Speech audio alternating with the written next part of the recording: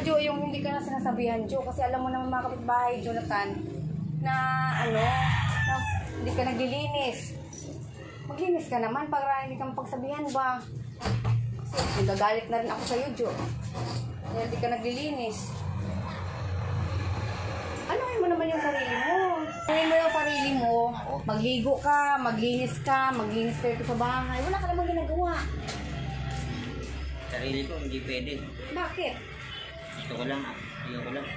Hindi. Kailangan sumunod ka sa patakaran. Hindi yung lugar niya na linisin ko, pero ako masusunod yun. Maglinis ka. Hindi ka nasasabihan. Madaming dumi. Hindi pa nga nalinis. Yung doon nila nalinis. Hindi kailangan kang anuhan. At saka si nanay pa. O hindi mo na nililigo si nanay.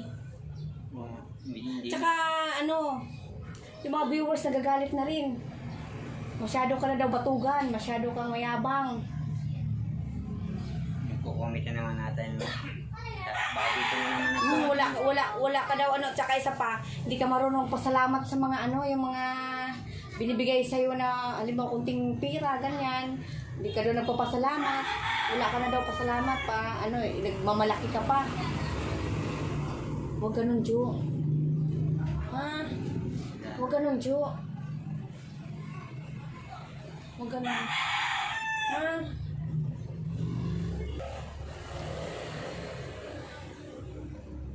Kasi kung halimbawa na may nagbibigay sa inyo ng tulong, halimbawa, siyempre may mga pangangailangan din yan sila, may mga kamag-anak din yan sila, may mga binubuhay din yan sila ng Kung halimbawa nabibigyan kayo, magpasalamat kayo. Kung hindi ka mapagbigyan halimbawa, marunong ka rin magpasalamat kasi siyempre, intindihin mo.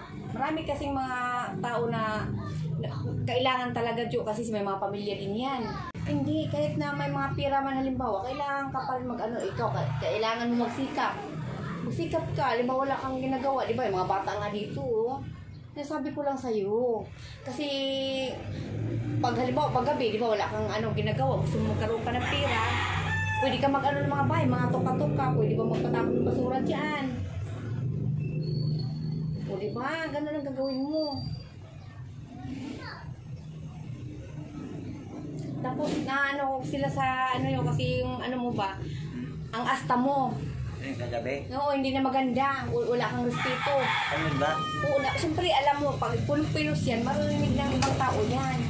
Mapapanood nila, gano'n. Sino yung... Hindi yung mga nagmamahal ng mga viewers, nagmamahal. Wala yung mga ibang tao? Oo, lahat napapanood nila yan.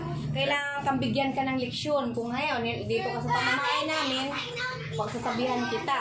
Kung hindi ka sumunod sa patakaran namin halimbawa, ililipat ko kayo ni nanay ng malilipatan. Kaya mo hindi masabi. Ako sa masabi. Taga rito. Hindi, yung si nanay naman din kasi ang kawawa din halimbawa. Sanay rin yan, sanay. Kung halimbawa na hindi ka naman nakikinig sa akin, pati paglilinis, hindi ka naglilinis, o pati dyan, hindi mo inaasikaso, kailangan kapag sa pagsabihan, dapat hindi ka na pagsabihan. Ang naaayon sa sarili mo na wala ka namang ginagawa, nakaupo ka lang, nakahiga ka lang, wala kang ginagawa, maglinis-linis ka naman para yung mga tao na nagdadaan-daan dito, walang masabi. Kasi kwento rin sila ng kwento sa akin, Jenny, ano ba yan, Jenny? Tinutulungan mo na nga, di pa naglilinis, di pa naliligo. Tsaka kung tama ka, meron na ako sagot sa kanila eh. Wala akong pakialam sa kanila, tsaka hindi naman sila nagbibigay ng paglamon sa kain namin eh. Tsaka ako nga dumadaan kahit saan eh, para sila kami dumadaan sa bahay. Ba't nakikialam sila, ako hindi?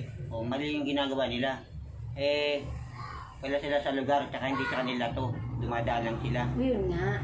Ang kaso lang naman, tama lang yun. Di ba, napapansin mo rin naman, nalalanghap mo rin. Oo. Nalalanghap mo rin, mabaho. Di ba? Maamoy. Alam mo na. Hindi dapat maglinis ka rin para hindi ka mapagsabihan. Kasi, di ba, pag sinasabihan ka, nagagalit ka. Kasi normal lang siya eh. Ito diyan, hindi totoo. Hindi normal. Maganda yung magpakatotoo. Pag sarili mong lupa at bahay, kahit hindi mo linisin yan o linisin mo, wala silang magagawa kasi sarili mo yan. Tsaka karapatan man, pag-aari mo yan. Kasi hindi naman talaga sa'yo eh, kaya nakikialam sila. O yun nga, pero kailangan pa ng mga tao pag hindi sa'yo. Jonathan, kailangan pa rin, maglinis ka pa rin. Kasi ikaw ang nakatira dito, halimbawa, maglinis ka pa rin. Para siyempre, malalanghap mo, mabaho. Tsaka may tama rin ako eh. Yung unang sinabi, tama ako, pati yung tama rin ako. Kasi isa lang sa ano doon, tama. Akin to. Kaya karapatan ko to. Ganun naman talaga eh. Tsaka katulong pinag-aralan, may isip ako matalino ko. Tsaka daw bubo. Yun Tingnan nga, mo kahit isulat mo ba, tapos basahin mo eh. Kahit mga bata, sabi sa'yo, oo, tama ka. Walang mali sinabi ko, kasi silang mali, ay sila nakikialam sa tao eh. Eh, marunong naman akong, alam ko naman yan. Tsaka ano, alam ko yan te, sa mga taong makalamero. Lahat naman ng tao na nakikita ka dito, halimbawa nandito sa bahay, nakahiga ka, hindi ka naglilinis, kikita nila madumi. Sa akin sila nagsasabi. Sa akin sila nagsasalita. Ginny, di ba ba mapagsabihan? Sabi ko, pero sasabihan ko na yan si Jonathan. Ngayon, kung ayaw mong sumunod sa patakaran ko, hanapan kita ng lilipatan. Kung di ka sumusunod sa patakaran ko. Kung hanapin mo naman, kung upayag ako, ayaw naman niya. Wala naman ikaw rin magagawa, eh, sa atin din kami, ano, luwag dyan. Ganun na kasi ito, ayaw din niya kasi namimili yan, tapos... Yun nga, kay, ang ano man natin, para kay nanay. Ikaw na lang dapat mag-intindi kay nanay. Hindi na nga naliligo. Ha? Hindi naman naliligo masyado. Hindi ko na lang magligo kay nanay din kasi mahirap din yun, Jo eh. Kahit nga ako, hindi na rin ako naliligo. Hindi maligo ka kasi para din yan sa'yo. Alam mo, Jo, pag maligo ka, Jo, magiging presko yung pang-isip mo. Ano naman nangyayari, kahit maligo ka. Kahit ganun pa rin.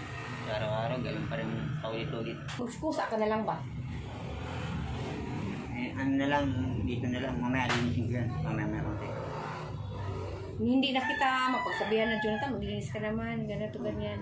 Kusa ka na lang ha, kasi alam mo naman yun. O diba, ito nga dito, ina-apply ng tubig, kurinti, kasi wala, di kaya doon ka sa bahay nag-iigib, di ba? Yung ano, may kusa ka lang ba, kasi ako nagagalit na rin ako sa iyo.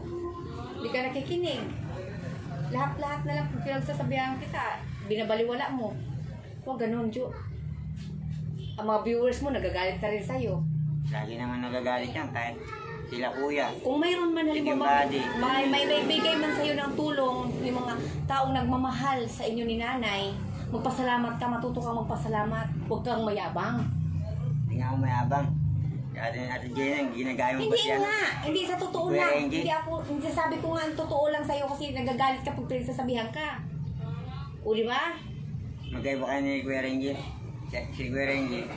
Hindi yan pwede tatawa-tawa ka lang joke. Kaya ako, nagsasabi ako ng totoo Kuya sa'yo. Renji talaga. Hindi yung sa Sabi, joke-joke mayabang lang. daw ako eh. Kaya kailangan pag sinasabihan ka, sumunod ka rin naman kasi alam, para din sa'yo. Umay, pag nasa labas ka, Okay na. o di ba, mamaya, hindi natin alam mo naman yun. Yan kasi. Ayoko rin naman na mangyari na damputin ka, o di ba? Kayo ni nanay, kawawa naman din si nanay. Mahigpit ngayon, Jo.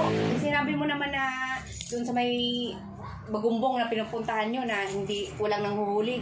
Meron. Hindi kayo natitimpuhan. Hindi paniniwala ko pala sa ulit. Hindi mo talaga bawal yun. Kahit maliit pa ako eh. Nababalik na ako, may nangihingi. Hanggang lumaki na ako yung edad, may nangihingi pa rin. Hindi mo talaga bawal yan. Nakatambay nga ako doon sa mga ano dati. Di pa yung mama ko, doon ka nakatasag yung bali. May nangihingi talaga, ang dami. Tumadaan. Kaya, sabi naman ni Untoy, bawal daw. Hindi naman bawal yan. Pag sinasabihan kita, makinig ka rin. Huwag ano, kasi ang pinagsasabi ko sa'yo, halimbawa, para din yan para sa'yo, para hindi ka mapagsabihan sa mga tao na nakapaligid sa atin dito. Mga kapitbahay. Ang tao dyan, mga kwenta eh. Mga ano yan, mga chismosa yan. Hindi, alam mo naman lahat ng tao may kanya-kanyang ano yan. Diskarte sa buhay, o di ba? Ikaw, anong diskarte mo sa buhay? Hindi nga ako makadiskarte kasi mama. Pag ako umalis, umiyak. Nagagalit. Dapat lagi kang kasama eh. Kung hindi nyo nalata, lagi kang kasama yan. Dati, naiwanan ko ngayon, hindi na. Ayaw pumayag. Eh, ako pa. Hindi gaya niyan. Nanga sila sa akin. Yun nga, naiintindihan, di ba naiintindihan ng iba yung tao? Yung ibang mga tao, alam mo naman na maraming galit sa iyo kasi daw, na ano lang daw kayo sa panghihingi. Ganon. Hindi, sabi nga nila, mangingi eh.